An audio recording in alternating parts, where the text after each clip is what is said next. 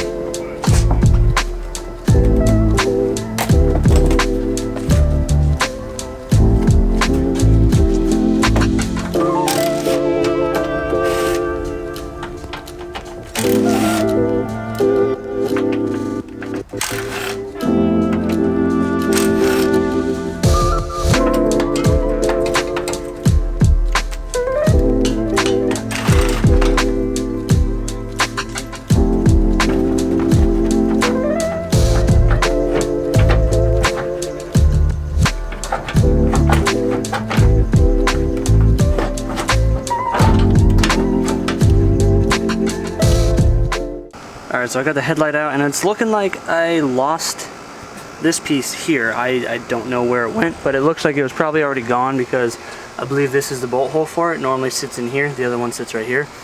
Bolt wasn't there, so either that ripped clean off in the event, but I didn't see anything happened down here. But I think what the part of the main issue is this piece right here. I don't know if you can see it back here.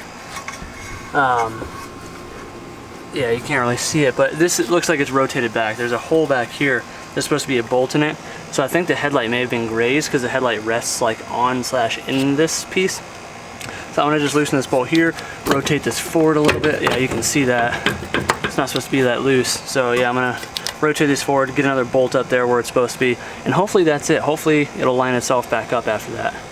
All right, well, I got this bracket more or less straightened out. The only thing that I'm noticing is right here. It's supposed to be just a little bit spaced like that. So I think it's this dent that's sucking it in. So I'm just going to try and kind of fake the funk until I can get a PDR guy or until I can afford to have this fixed or whatever. So in the meantime, let's try and reassemble this and see what it looks like. Hopefully the headlight straightens itself out now that this is more or less straight. There we go, looks a little bit better. Still got to tighten it all up, but basically what had happened is that the bracket back here had rotated and moved up slightly because the bolts were loose, like I said. So got it situated again, headlights resting in its position. Still could be modified a little bit, but yeah, fits way better than it did. Hopefully this bumper gap sucks itself back up a little bit more, but I'm gonna play with this, try and get this sucked back in there a little bit more, and hope for the best. Oh, yep, too far, but yeah.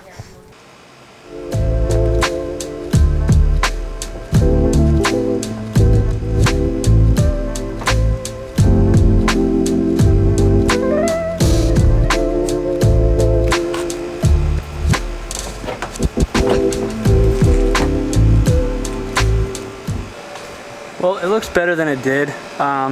Big issue again is that this bracket that goes right there is bent, and then because the dent here, I think it's like kind of forcing the fender that way, like the metal's obviously being compressed or something. So it does, like I said, look better.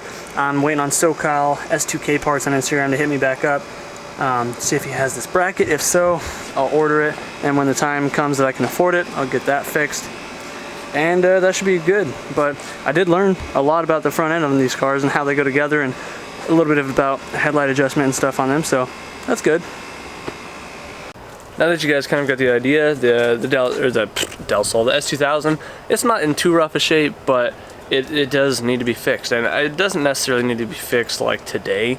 I really do love that car, and I want it fixed really as soon as possible. So after doing a little bit more discussing and talking and getting quotes, again, this is coming out of my repairs, are coming out of my pocket. My insurance is covering the other car for the little bumper repair. But as for my repair, yeah, this thing has to come out of pocket. So I already went and I got a quote from a PDR guy. Not in person, it was an over the phone quote and some pictures. So he didn't even see this long dent along the lip, so he quoted me almost $500 just for that dent. And I do know PDR is a specialist type thing. It's like, yeah, sure, anybody can use some glue sticks, but not everybody has the knowledge and the skill that these dudes have, because it's more than just glue sticks and a little freaking puller thing. These dudes got all sorts of fancy tools. So I understand that aspect of it. It's just not what I can afford right now. So I'm assuming because that the big dent, the circle dent, that's going to be about 500 close to, because probably because it's on a body line. I can only imagine having the 8-inch dent added onto that. That's probably going to be another, I don't know, I'd say another at least $400, and I really can't afford basically $1,000 in PDR right now. But I did find an alternative. So apparently you can buy brand new fenders from Honda. They are still normally in production, so you can buy new fenders from Honda. I don't believe they come painted, but that's something that we can take care of. If anything, I'll just drop it at the body shop whenever I go to get this this bumper reshot, since those dudes did an incredible job at paint matching. So I think I'll end up buying the fenders through Honda and taking it to these guys and getting a quote done. But as for the moment, it's out of the budget. I just do not have the money for it. So in the meantime though, I do have to pop the rotors off this thing. You guys know that I do love going to the canyon and stuff. So I'm thinking what happened is, like, basically I just got a shake in the brake pedal when I lightly press it. If I like hit the brakes hard, you get a slight one and then it's gone. But if you're like low to mid pressure braking, then that's all you feel is the vibration. So I'm pretty sure my rotors are just a bit warped because of the canyon sessions I do all the time, and I have aggressive pads on here. I'm thinking maybe one time I went a little too hard and then forgot to do a cool down and just kind of let the rotors sit. but I noticed it on the last Colorado trip, not this one with Robert, but the one before that for Grid Life. I noticed like probably a quarter to halfway through it, my brakes just started getting a little vibrating, and I'm getting really tired of it. It's getting a little bit worse. I've already went through and checked all the calipers. I've tried rebedding the pads. I run StopTech Sports. So I actually found that my local O'Reilly still turns rotors. They only have 2 employees that can do it, but one of them is going to be in today. So I'm going to pull the Integra out because that means I'm going to have to drive this for the day, which is fine. Pull it up there, and then I can pull the S2000 or back it in here, and then we can get these wheels pulled off, get the car on stands or whatever, and take those rotors off and go drop them off to get turned. The reason I'm turning the rotors instead of replacing them is because in this instance it's much cheaper to turn them, because those are O'Reilly's blanks or AutoZone blanks, either or, and I think they were 60 or 70 bucks per rotor. So when I called O'Reilly's yesterday, they said 15 bucks per rotor to turn them.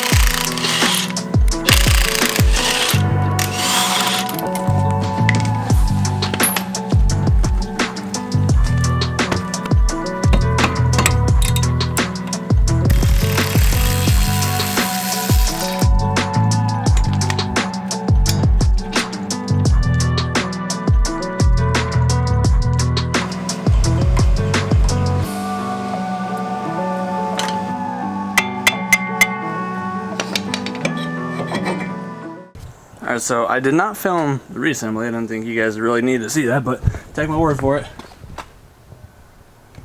Rotors are on there, so I have not actually driven the car. I went and drove the Integra yesterday because of whatever reason, but I'm actually going to go skate right now. Got my board, got my camera bag in my arm, so we're going to just take you along with me, maybe film a couple little clips to end this video out, and just kind of let you know if the brakes fixed themselves with the turned rotors.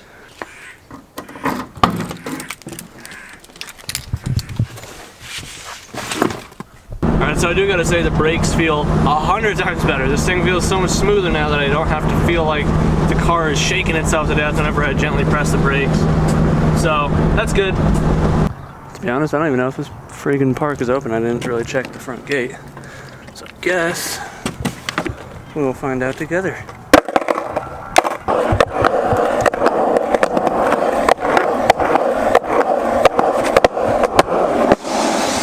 Okay, it is. The reason I say I wasn't sure is a lot of the time they don't even open the parks now that school's back in session until later in the day, because I guess kids have a tendency to ditch, come here, take shooters that they're whoever buys them and smoke and stuff. So I understand. It just sucks because this park is like 5 minutes from me and half the time it's closed when I want to skate in the mornings. But whatever, I'm gonna warm up and then try and film some trick for you guys. Some tricks. Tricks.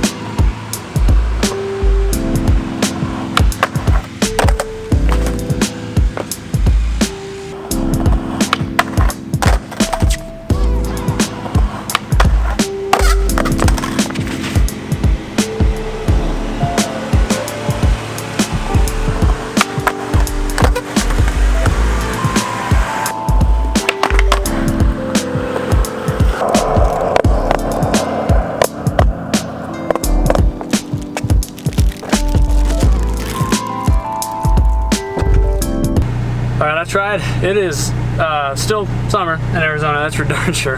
I'm just really hot. And I always freaking forget, I don't eat breakfast, and I always forget that skating, exercise, and no food doesn't mix. So, unfortunately, I'm gonna wrap that up before I hurt myself. My legs are all like jelly. But hopefully you guys did enjoy this video. If you did, be sure to let me know in the comments down below. If you're new to the channel, hopefully you've considered subscribing. I know some of you guys like the skate stuff, so hopefully you enjoyed that as well. If you want to help support the channel though, I do have merch in the Big Cartel, those Amazon affiliate links that are all over the description of the videos and stuff. You don't have to buy what's in those links, you just have to click on any of those links and you can go get something for yourself, and I get a little bit of commission from Amazon for it. And if you guys do that, I would greatly appreciate it. Anytime you go to order something off of Amazon, just use my affiliate links. I would greatly appreciate that. But I am gonna go home. I forgot my water bottle, so I only had some Gatorade and I heated up right away. So I'm gonna go home, drink some cold water, and finish the rest of the day. Find something to do. Anyways, guys, stay productive, do what you love, forget about the rest, and we'll see you in the next one. Peace out.